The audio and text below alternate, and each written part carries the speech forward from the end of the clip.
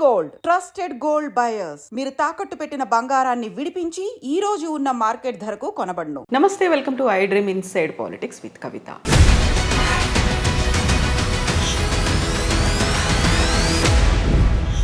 అక్రమంగా అమెరికాలో చొరబడ్డటువంటి వలసవాదుల్ని చేతులకి కాళ్ళకి సంకెళ్ళు వేసి మిలిటరీ విమానంలో పంపించేస్తోంది అమెరికా. అందులోనూ మన భారతీయులు కూడా ఉన్నారు. అయితే దీనిపై విపరీతమైనటువంటి విమర్శలు, వివాదాలు మొదలైపోయాయి. ఈ నేపథ్యంలోనే ప్రధానమంత్రి నరేంద్ర మోదీ 12-13 తారీఖుల్లో అమెరికాలో పర్యటించబోతున్నారు. పరిస్థితుల్లో ఏమైనా మార్పు వస్తుందా? ఏం జరగబోతోంది? మనతో పాటుగా ఉన్నారు డాక్టర్ జయప్రకాష్ నారాయణ గారు. సార్ నమస్తే. నమస్తే కవిత. సార్, గతంలోనే మనం మాట్లాడుకున్నాం, ట్రంప్కి ఒక సిద్ధాంతం అనేది లేదు, తను ఏది పట్టుబడితే అది చేసేస్తారు అనేది. నిజంగా ఇంతమంది వలసదారులు వచ్చారు, అందులోనూ మెక్సికో, ఎల్ సాల్వడార్ తర్వాత భారతీయులు అత్యధికంగా ఉన్నారు అనుకున్నప్పుడు వాళ్ళని కూడా పంపించడం అనేది కొంచెమన్నా వాళ్ళని ఒక మర్యాదపూర్వకంగా గౌరవంగా చూడలేదు. ఎందుకు కాళ్ళకి చేతులకు బేడీలు వేసి ఎందుకు పంపిస్తున్నారు అనే మాట సార్ ఎలా చూస్తున్నారు మీరు? మన కోణ నుంచి చూస్తే పాపం ఏదో బతుకు తెరువు కోసం పోయారు, వాళ్ళని పంపించేటప్పుడు ఇంత అవమానించి పంపించాలని మనకు అనిపిస్తుంది. సహజం, అది సహజంగా దేశంలో కొంత ఆవేదన ఉంటుంది. కానీ ఇంకో కోణం నుంచి చూడండి మీరు, అక్రమంగా వెళ్ళిన వాళ్ళు అంటే నేరస్తులు, ఏదో అన్ని వేసాలుండి అక్కడ చిన్న చిన్న పొరపాటు జరిగిన వాళ్ళు కాదు. లక్షల రూపాయలు ఈ మాఫియాకి, ఏది అక్కడ ట్రాఫికింగ్ దళారులకి ఇచ్చి వెళ్ళిన వాళ్ళు, నిరుపేదలు కూడా కాదు.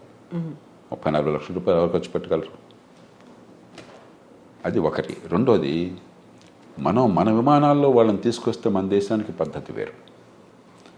వాళ్ళ విమానాల్లో వాళ్ళు పంపిస్తున్నారు, ఎవరు ఒకళ్ళని కాదు. ఆ ప్లేన్లో ఉన్న వాళ్ళంతా ఇలా వచ్చిన వాళ్ళే. వాళ్ళు చాలా డెస్పరేట్ అయిపోయారు అనుకోండి. డెస్పరేషన్తో వెళ్ళింది అక్కడికి. విమానాన్ని మధ్యలో హైజాక్ చేశారనుకోండి, వీళ్ళందరూ ప్రయాణికులు అందరూ కలిసిపోయి హైజాక్ చేసేదో దాష్టికానికి పాల్పడారు అనుకోండి, అప్పుడేమవుతుంది? వాళ్ళని అడిగితే వాళ్ళు ఆ మాట చెప్తారు. ఎందుకంటే మొత్తం విమానంలో కొన్ని సినిమాల్లో మీరు చూసుంటారు, నేరస్తుల్ని జైళ్ళకి వెళ్ళిన వాళ్ళని విమానాల్లో తరలిస్తుంటే వాళ్ళంతా హైజాక్ చేయటం అలాంటి సినిమాలు నాటకీయంగా అనిపించవచ్చు. కానీ విమానంలో ప్రయాణికులు అందరూ కూడా నేరస్తులైనప్పుడు, వాళ్ళ దృష్టిలో చాలా ఫ్రస్ట్రేషన్లో, చాలా డెస్పరేట్గా ఉన్నప్పుడు వాళ్ళందరూ కలిసి విమానంలో వెళ్తున్నారు, రైల్లో వెళ్ళట్లా, బస్సులో వెళ్ళట్లా. ఆ విమానాన్ని ఏమన్నా చేస్తే ఏమవుతుందని చెప్పిన భయం వాళ్ళకు ఉంటుంది. కాబట్టి వాళ్ళు ఫిజికల్గా అదుపు చేయటం, వాళ్ళు పారిపోతారు. విమానంలో ఎక్కడ పారిపోతారు? విమానంలో అందరూ కలిసి దాడి చేస్తే ఆ సిబ్బంది మీద, విమానాన్ని హైజాక్ చేసి ఎక్కడో సివిలియన్ ఏరియాలో క్రాష్ చేస్తానో, మరొకటి చేస్తానో, ఇంకోటి చేస్తానో ఏమవుతుందని చెప్పిన భయం వాళ్ళకుంటుంది. అంచేత నా దృష్టిలో పరిష్కారం దానికి ఏంటంటే, ఈ చిన్న అంశానికి, నిజమైన అంశం ఇది కాదు. నిజమైన అంశం అక్రమంగా వెళ్ళే వాళ్ళని ఆపించాలి. మనం కూడా మన ప్రయోజనాల దృష్ట్యా. సక్రమంగా వెళ్ళే వాళ్ళకి నైపుణ్యంతో డాక్యుమెంట్స్ వెళ్ళే వాళ్ళకి ఇబ్బందులు లేకుండా ఉండేట్టుగా మనం వాళ్ళతో కూర్చొని ఏర్పాటు చేసుకోవాలి. అది నిజమైన అంశం. మధ్యలో ఈ కొన్నాళ్ళకి మందేస్తే ఉన్నాళ్ళు గుడిపోయినట్టుగా ఈ చిన్న అంశం మొత్తం చర్చలు పక్కన పట్టేస్తుంది. కానీ దీనికి నా దృష్టిలో పరిష్కారం, మీరు మీ విమానాల్లో గౌరవంగా మాకు దగ్గర తీసుకోండి అని చెప్పంటే దొరకదు. ఈ ప్రశ్న సమాధానం మన దగ్గర లేదు. మనం హామీ ఇవ్వగలమా? విమానంలో కూర్చునే వాళ్ళంతా కూడా ఏ రకంగా లేకుండా చాలా మర్యాదగా ఉంటారని. మామూలుగానే విమానంలో ప్రయాణం చేస్తుంటే ఎయిర్ హోస్టెస్ మరొకళ్ళు చాలా అవమానిస్తుంటారు, అరుస్తుంటారు మన కల్చర్లో. అలాంటి కొన్ని సంఘటనలు చూస్తుంటాం. కాబట్టి మా విమానాల్లో మేము తెచ్చుకుంటాం. ఒకసారి మీరు మాకు అప్పు చెప్పాక వాళ్ళ బాధ్యత మాది అని మనం తీసుకుని అవ్వకండి. మనం సంఖ్యలు వేస్తామో వేయకుండా ఉంటామో అంత మన బాధ. అప్పుడు గొడవ లేదు. అలా పరిష్కారం ఆలోచించాలి తప్ప ఇది భారత్ను అమెరికాకి మధ్య యుద్ధంగా ఈ విషయాన్ని భావించకూడదు. ఉద్రేకంతో మనం సాల్వ్ చేయాలి. అవతల వాళ్ళ బాధ కూడా గురించి. మన దేశం నుంచి ఉదాహరణకి పాకిస్తాన్కు మరో దేశాన్ని నేరస్తుని మనం పంపించాం. మనం అమెరికా స్థాయి కాదు. అప్పుడు మన దేశంలో ఉండాలని వాళ్ళని కోరుకోవట్లేదు, కానీ బాగా ఇక్కడే ఉండాలని కోరుకున్నది వాళ్ళకి. అక్కడికి పోతే భీతి వెంటనే గందరగోళం ఉంది. మరి వాళ్ళని ఏదో రకంగా కట్టడి చేయకపోయినట్టయితే విమానాన్ని వాళ్ళు పక్కదో పెట్టిస్తే ఏమవుతుంది? అంచేత మన విమానాల్లో మనం తెచ్చుకున్నట్టయితే ఇబ్బంది ఉండదు. కాకపోతే సార్, ఇప్పుడు మాల్యా లాంటి వాళ్ళని, నీరవ్ మోదీ లాంటి వాళ్ళు, మెహుల్ చోస్కి వాళ్ళని కోట్లాది రూపాయలని వాళ్ళకి రైట్ ఆఫ్ చేసేసి వాళ్ళు ఎక్కడున్నారో తెలీదు, తెలిసినప్పటికి కూడా వాళ్ళని తీసుకువచ్చే ప్రయత్నాలు ఇవన్నీ జరగనప్పుడు వీళ్ళు పాపం అమాయకంగానో లేకుంటే ఇంకెవరి మాటలో నమ్మి వెళ్ళిపోయిన తర్వాత వీళ్ళని అంత అమానవీయంగా తీసుకురావాలనేది ఇక్కడ డ్యూయల్ రోల్ ఉందా సార్? రెండుకి తేడా. మనం చాలా ఎమోషనల్గా చేస్తున్నాం. నీరవ్ మోదీ కానీ మాల్యా కానీ క్రమక్రమంగా తిరిగి వస్తున్నారు ఇండియాకి. వాళ్ళు ఆ దేశంలో ఎవరే దేశంలో ఉన్నా ప్రజాస్వామ్య దేశాల్లో రాజ్యాంగం కింద వాళ్ళ హక్కులు స్వేచ్ఛలు ఉన్నాయి, ప్రాథమిక హక్కులు స్వేచ్ఛలు ఉన్నాయి. దాని ప్రకారం డ్యూ ప్రాసెస్, కోర్టులకు వెళ్ళటం, ఎక్స్ట్రడిషన్ కోసం మనం కోరితే ఈ కారణంగా మమ్మల్ని పంపించదని వాళ్ళు కోరటం, చివరికి కోర్టు తీర్పు అవటం, అంతా కూడా వాళ్ళు డబ్బులు ఉన్నాయి కాబట్టి మంచి లాయర్లు పెట్టుకుంటారు, కోర్టులకు వెళ్తారు. అంతేగాని మనం తీసుకురావడం మన చేతుల్లో లేదు. మనం ఎవరం కూడా నీరవ్ మోదీనో మాల్యానో మరొకరినో తీసుకురావద్దని మనం అనుకోవటం కాదు. ఆ దేశంలో పోయి దాడి చేసి వాళ్ళని తీసుకొచ్చే శక్తి లేదు, అధికారం లేదు మనకి. వాళ్ళు మనకు పంపించడానికి సిద్ధపడాలి. దానికి ఒక ప్రాసెస్ ఉన్నది. ప్రపంచంలో ఎంత కుబేరుడైతే అంత ప్రాసెస్ ఆలస్యం అవుతుంది. కోర్టులో అంత గట్టి లాయర్లను పెడతారు, అంతగా వాయిదా వేస్తూ పోతుంటారు. అంతే తప్ప ఇక్కడ వీళ్ళని మనం తీసుకురావటంలా. ఆ దేశంలో చట్టాలు ఉల్లంఘించారు, అక్కడ కోర్టులు వీళ్ళ కేసులు ఒప్పుకోలేదు కాబట్టి విధిగా రావాల్సి వస్తుంది. అలా చూడాలి తప్ప దీని పెద్దాన్ని మనం ఒక ఎమోషనల్ కోణం నుంచి చూస్తే పరిష్కారం రాదు. సో ఇప్పుడు టారిఫ్లు విధించడం అనేది అమెరికాకి ఏ దేశం నుంచి స్టీల్, అల్యూమినియం ఇలాంటివి వచ్చినప్పటికీ కూడా 25% వాళ్ళ మీద సుంకాలు విధిస్తాము అనేటువంటి ఒక ప్రకటనతో పాటుగా ప్రతి చోట కూడా ట్రంప్ తన మార్కును చూపిస్తున్నాడు అనే మాట వినిపిస్తుంది. అదే సమయంలో పొద్దున ఒక మాట చెప్తున్నాడు, మధ్యాహ్నం ఇంకో మాట చెప్తున్నాడు, సాయంత్రం ఇంకో మాట చెప్తున్నాడు. మామూలుగా ఏంటంటే పరిపాలనలో ఎప్పుడు కూడా విధానం ఏం కావాలని మల్లగొల్లాలు పడుతూ ఉంటారు. కొందరు ఇలా చేస్తే బాగుంటుంది అంటారు, మరికొందరు అలాగా దానిలో ఇబ్బందులు ఉన్నాయి, ఇలా చేస్తే బాగుంటుంది అంటారు, మరికొందరు ఇంకో రకంగా అంటారు. ఇవన్నీ చర్చించుకుని నిగ్గు తేల్చి చివరికి ఏది మంచి విధానం ఆలోచించి అప్పుడు పై స్థాయికి పంపిస్తారు. ఓ ప్రధానమంత్రి స్థాయిలో, దేశ రాష్ట్రపతి స్థాయిలో, ప్రభుత్వం స్థాయిలో ఇవన్నీ ఈ ఆలోచనలు, ఈ లాభ నష్టాలని బేరీ చేసుకుని పంపిస్తారు. ట్రంప్ ఏమవుతుంది, పురిలో ఏదో ఆలోచన పుడుతుంది, వెంటనే ఆయన దేశాధినేతగా ప్రకటించేస్తున్నాడు. మధ్యాహ్నానికి అది కష్టం అనిపిస్తుంది, వెంటనే మార్చుకుంటున్నాడు. పొద్దున్న ప్రకటించినప్పుడు ఆయన బృందం అంతా వైట్ హౌస్లో ఆయన కేబినెట్ మంత్రులు కానీ లేకపోతే ఆయన ఉన్నతాధికారులు కానీ నేచురల్గా నాయకుడు దేశాధినేత ఆదేశం ఇచ్చాడు కదా ఆయన సమర్థించాలా. మధ్యాహ్నం మాట మారుస్తున్నాడు, మళ్ళీ దీన్ని సమర్థించాలా. సాయంత్రం ఇంకో మాట చెప్తున్నాడు, మళ్ళీ దాన్ని సమర్థించాలా. అంటే ఒక తొగ్గలకి వ్యవహారంలాగా తయారవుతుంది. ట్రంప్ కూడా నిలకడగా, ఎందుకంటే నిలకడగా కొన్ని విషయాల్లో నిలకడగా నడిచవచ్చు. ఇమిగ్రెంట్స్ ఉండటానికి వెళ్ళలేదు, అక్రమంగా వచ్చినటువంటి ఇమిగ్రెంట్స్ ఉండటానికి వెళ్ళలేదు, అక్కడ కన్సిస్టెంట్గా ఉన్నాడు. మంచి వచ్చేటో పక్కన పెట్టండి. అలాగే మరికొన్ని విషయాలు, కానీ కొన్ని విషయాల్లో పొద్దున మధ్యాహ్నం సాయంత్రం ఒక్కసారి ప్రభుత్వం మాట 2-3 సార్లు మారిపోతుంది. అది ఏ దేశానికి మంచిది కాదు. విధానాలు లోతుగా ఆలోచించాలి, తొందరపడి నిర్ణయాలు చేయకూడదు, అన్ని రకాలుగా పూర్వాపరాలు పరిశీలించాలి. వినదగిన ఎవరు చెప్పినా అని చెప్పని మీరు ఏదనుకుంటున్నా దానికి వ్యతిరేకంగా చెప్పేవాళ్ళ మటుకు ఆలోచించే నిర్ణయం తీసుకోవాలి. తీసుకున్నాక నిలకడగా ఉండాలి. ఇప్పుడు ఆలోచించకుండా తొందరపడి నిర్ణయాలు, నిలకడ లేకుండా వెనక్కి వెళ్ళటం జరుగుతుంది. ఇప్పుడు జన్మతః పౌరసత్వం రద్దుకు సంబంధించి చేసినటువంటి అనౌన్స్మెంట్ అది ఏ దిశలో ముందుకెళ్తుంది అనుకుంటున్నారు సార్? అది జరగదు. ఆ దేశంలో కోర్టులు అంగీకరించవు, ఆ దేశంలో రాజ్యాంగం ఒప్పుకోదు, రాజ్యాంగాన్ని మార్చడం ఎవరి తరమో కాదు.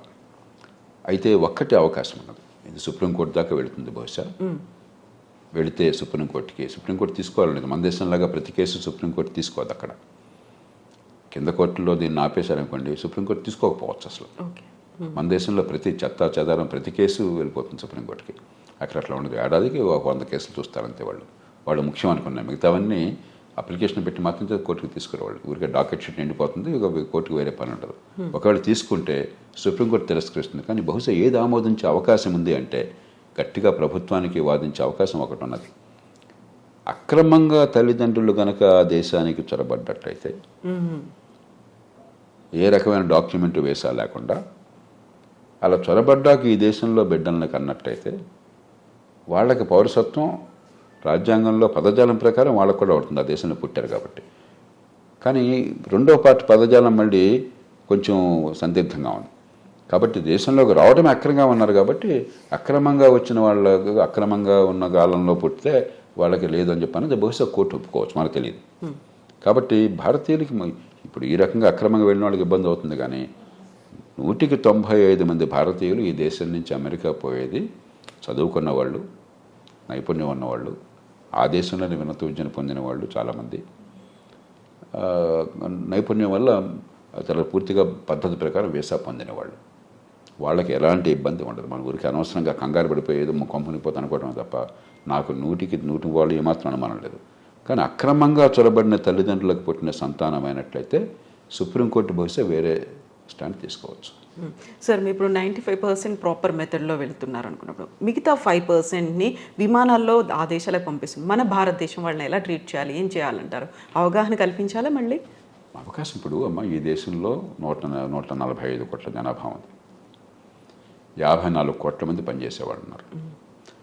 దానిలో అత్యధికులు అసంఘటిత రంగం, రెక్కాడితే డొక్కాడిన వాళ్ళు, రేపు పొద్దున భోజనం ఎక్కడ దొరుకుతుందో తెలియని వాళ్ళు. కాబట్టి మన దేశంలో వాళ్ళేదో అక్రమ ఖర్చు పెట్టి అమెరికా వెళ్ళారు కాబట్టి వాళ్ళని ప్రత్యేకంగా నెత్తినెక్కించుకోవడం సాధ్యం కాదు. అందరి పౌరులతో సమానం. ఈ దేశంలో అందరికీ ప్రయత్నాలు చేయగలుగుతాం మనకున్న వనరులతో, మనకున్న పరిస్థితుల్లో, మనకున్న అవకాశాలతో. ఆ ప్రయత్నాలు వాళ్ళకి చేస్తాం తప్పితే వీళ్ళని ప్రత్యేకంగా నెత్తిన పెట్టుకోవడం నేను చెప్పిన మాట గుర్తుంచకపోవచ్చు. ఎందుకంటే మన దేశంలో 2 రోజులు కొంచెం ప్రచారంలోకి వస్తే అది ప్రపంచంలో మోస్ట్ ఇంపార్టెంట్ ఇష్యూ. అంటే భారతదేశంలో ఈ కోట్ల మంది భవిష్యత్తు అక్కర్లేదా మనకి? కాబట్టి ఖచ్చితంగా ఈ దేశంలో ఉన్న మేరకు ఆ పరిస్థితులను బట్టి అవకాశాలు ఉంటాయి. అక్కడి నుంచి వచ్చేవాళ్ళు మరి ఇంకోటి గమనించండి, అత్యధికులు లక్షలాది రూపాయలు ఖర్చు పెట్టి వెళ్ళిన వాళ్ళు. కాబట్టి వాళ్ళు కొంత సొంతంగా బతకగల వాళ్ళు, బతకలేని వాళ్ళు కాదు. అందులో మనం చర్చ చేసినప్పుడు కూడా పత్రికల్లో కానీ టీవీల్లో కానీ ఇదేది మిడిల్ ఈస్ట్ అనుకోండి, అక్కడికి వెళ్ళిన వాళ్ళు అత్యధికులు, కొందరు బాగా నైపుణ్యం ఉన్నవాళ్ళే, మిగతా వాళ్ళు పాపం కాయ కష్టం చేయడం కోసం వెళ్ళిన వాళ్ళు. అది ఇది ఒకటి కాదు. అంచేత మనం ఖచ్చితంగా సానుభూతి చూపెట్టాలి. అంతేగాని మిగతా అన్ని వదిలేసి వీళ్ళ కోసం ప్రత్యేకంగా ప్రభుత్వాలు చేయమంటే మిగతా ప్రజలంతా ఏంటి? ఈ దేశంలో ఒక భేద దేశం, కోట్ల మంది అసంఘటిత రంగంలో ఉన్నారు. 185-90 మంది నెల జీతం లేనటువంటి కష్టపడి పనిచేస్తున్న వాళ్ళు, రెక్కాడి దగ్గర డొక్కాడిన వాళ్ళు. అందరి సంగతి పట్టించుకోవాలి ప్రభుత్వం. అందరితో పాటు తప్ప అందరికంటే ఎక్కువగా నెత్తిన పెట్టుకోవడం సాధ్యమూ కాదు, అవసరమూ లేదు. సో ఇప్పుడు మోదీ విజిట్ అనేది ఉంది సార్, రెండోసారి రాష్ట్రపతి అయిన తర్వాత వెరీ ఫస్ట్ టైం మీట్ అనేది ఉంది. ఏం జరుగుతుంది సార్? ఏమేమి ఎక్స్పెక్ట్ చేయొచ్చు మనం? ఇప్పుడు 3 విషయాలు. ఒకటి, ఇవన్నీ పక్కన పెడితే పార్టీ ఏదన్నా ఒకటి అమెరికాలో భారత్కి అమెరికాకి చాలా విషయాల్లో ఏకాభిప్రాయం ఉన్నది, ఉమ్మడి ప్రయోజనాలు ఉన్నాయి. అందుకనే వ్యూహాత్మకమైన ఒప్పందం, స్ట్రాటజిక్ అలయన్స్ అంటున్నాం. ఎందుకంటే చైనా పెద్ద భూతంలా కనిపిస్తుంది, వాళ్ళకి భూతం మనకి భూతం వివిధ కారణాల వల్ల. ఆ నేపథ్యంలో దాన్ని మరింత సంఘటితం చేయడం, బలోపేతం చేయడం. రెండోది, ఇవన్నీ ఒక రకంగా చిన్న చిన్న సమస్యలు, పెద్ద సమస్యలు కాదు. మనకేదో పేపర్లో హెడ్లైన్ వచ్చింది కాబట్టి అనిపిస్తుంది, కానీ ఒక 10,000 మంది 20,000 మంది అక్రమంగా చొరపడిన వాళ్ళని తిరిగి పంపించడం అనేది లార్జర్ కాంటెక్స్ట్లో చాలా చిన్న సమస్య. అమెరికాలో బహుశా 50 లక్షల మంది భారతీయులు ఉన్నారు. 10,000 మంది 15,000 మంది లెక్క ఏంటి అసలు? వాళ్ళంతా అధికారికంగా చట్టబద్ధంగా దేశాలతో వెళ్ళిన వాళ్ళు. కానీ ఇలాంటి చిన్న చిన్న ఉంటాయి. ఇవన్నీ కూడా పరిష్కారం ఉభయతారకంగా కొంత ప్రయత్నం చేయడం. కానీ కీలకమైనది ఏంటంటే వాణిజ్యం, అంతర్జాతీయ వాణిజ్యం. భారతదేశానికి అమెరికాతో మిగులు ఉన్నది, కానీ పెద్ద మిగులు లేదు. పెద్ద మిగులు ఉన్నది అమెరికాకి కెనడాతో ఉన్నది, అంతకంటే ఎక్కువ మెక్సికోతో ఉన్నది, చైనాతో, మెక్సికోతో, కెనడాతో ఉన్నది. వియట్నాంతో దాదాపు $62 బిలియన్ మిగులు ఉన్నది. చిన్న దేశం, బోచిపాత దేశం. మంది 60 బిలియన్ డాలర్లు, మంది $30 బిలియన్ అంతా మిగులుంది మనకి, భారత్కి. అమెరికా ఒక్కటే పెద్ద దేశం, మనకి అసలు మిగులు ఉన్నది. తగ్గించాలని ఒత్తిడి ఉంటుంది. అందుకనే మన బడ్జెట్ కూడా కొంత మనం దిగుమతి సుంకాలు తగ్గించే ప్రయత్నం చేశాం. ఉభయతారకంగా ఆయన మనసును గుర్తిరిగి కాస్త ఆయన్ని ప్రసన్నం చేసుకోవటం, అదే మన ప్రయోజనాలను కాపాడుకోవటం. మనం నష్టపోకూడదు. అవతల వాళ్ళకి మీరు అంత భీష్మించి కూర్చున్నప్పుడు వాళ్ళకి ఏదో కొన్ని చూపెట్టాలి. కాబట్టి వాణిజ్యం విషయంలో ఏం చేయాలి? ఈ 3 ప్రధానమైన అంశాలు అవుతాయి చర్చలో. సో మన దగ్గర నుంచి వస్తున్నటువంటి దిగుమతుల మీద కూడా విపరీతమైనటువంటి సుంకం పెట్టబోతున్నారు, టారిఫ్లు విధిస్తారు అనే మాట అంత ఎక్కువ ఉంటుంది. వీళ్ళకి మనకి ఏంటంటే ఇదిగో పుల్లడి ఇదిగో తోకంటున్నాం మనం. మెక్సికో నుండి కెనడా మీద సుంకాలు పెడతా ఉన్నారు, మళ్ళీ వెంటనే మధ్యాహ్నానికి మార్చేశారు, సాయంత్రం ఇంకోటి అన్నారు. మన మీద కూడా ఇవన్నీ ఏంటంటే నెగోషియేటింగ్ టాక్టిక్. ఒక ప్రభుత్వాధినేత నెగోషియేటింగ్ టాక్టిక్స్, మనకి సంప్రదింపుల్లో మాట్లాడేటువంటి వాటిని అనాలోచితంగానో లేకపోతే తాత్కాలికంగానో విధానంగా అంత ఆర్భాటం చేసి ప్రకటించకూడదు. ట్రంప్ స్టైల్ అది, ఆయన తీరే అది. మనం ఏం చేస్తాం? ఆయన తీరుని మార్చలేం కదా. పుట్టుకతో వచ్చిన బుద్ధి పుట్టుకలతో పోదని చెప్పిన మన చేతుల్లో ఏం లేదు. అంచేత మన మీద కొంత ఒత్తిడి మన మీద ఉంటుంది, కానీ భయంకరంగా ఏముండదు. మనం కూడా కొంచెం ఉభయతారకంగా వ్యవహరించినట్టయితే, మన ప్రయోజనాన్ని కాపాడుకుంటూ ఒడుకు వ్యవహరించినట్టయితే మనకి పెద్దగా నష్టం ఉండదు. సో ఫస్ట్ 100 డేసే కీలకమైనప్పుడు మీరు చెప్పినట్టుగా ఇన్ని కన్ఫ్యూజింగ్ నిర్ణయాలు పూటకొకటి మారుతూ ఉన్నప్పుడు వాట్ అబౌట్ మిగతా టెన్యూర్ అనేది ఎలా ఉంటుంది అనుకోవచ్చు సార్? ఇప్పుడు అమెరికాకి ఏమవుతుందో అమెరికా వాళ్ళు చూస్తుంటారు, మీకు నాకు బాధపడాల్సిన అవసరం లేదు. ప్రపంచానికి ఏమవుతుందని ఆలోచించాలి. ఏమవుతుందంటే అమెరికా తిరుగులేని నాయకత్వం ఉన్న దేశం, ఆర్థికంగా కానీ సైనిక పరంగా కానీ ప్రపంచంలో కాస్త ఏమనాలి, ఒక కోఆర్డినేషన్, కొన్ని మౌలిక సూత్రాలు, కొన్ని మౌలికమైనటువంటి పద్ధతులు, అంతర్జాతీయ వాణిజ్యం కావచ్చు, మరొకటి కావచ్చు, ఇలాంటి విషయాల్లో అమెరికా ఒక పెద్ద పాత్ర వహిస్తోంది. అమెరికా ఆదర్శంగా ఉంటుంది. అది క్రమేణా పలచబడుతుంది ఇది కొనసాగితే. రెండవది, నిలకడలేని విధానాలు, పురుల్లో బుద్ధి పుట్టినట్టు ఏది పడితే అది తుక్కలకు విధానాలు కనిపిస్తుంటే మళ్ళీ మళ్ళీ అంతర్జాతీయ సమాజంలో అమెరికా నాయకత్వం తగ్గి చైనా గొప్ప దేశంగా అనిపిస్తుంది. వాళ్ళతో పోలిస్తే వీడమా ఉన్నారు, కాస్త పద్ధతి ఉంది, నిలకడ ఉందని చెప్పని. కాబట్టి ట్రంప్ కానీ ఆయన బృందం కానీ కొద్దిగా ఉభయతారకంగా వ్యవహరించకపోయినట్టయితే అమెరికా బలహీనపడి, అమెరికా నాయకత్వం బలహీనపడి చైనా నాయకత్వం పెరిగే అవకాశం ఉంది. భారతదేశానికి ఏనాడైనా సరే ఈ రెంటి మధ్య అమెరికా మేలు మనకి, మనం ఉన్న పరిస్థితుల్లో.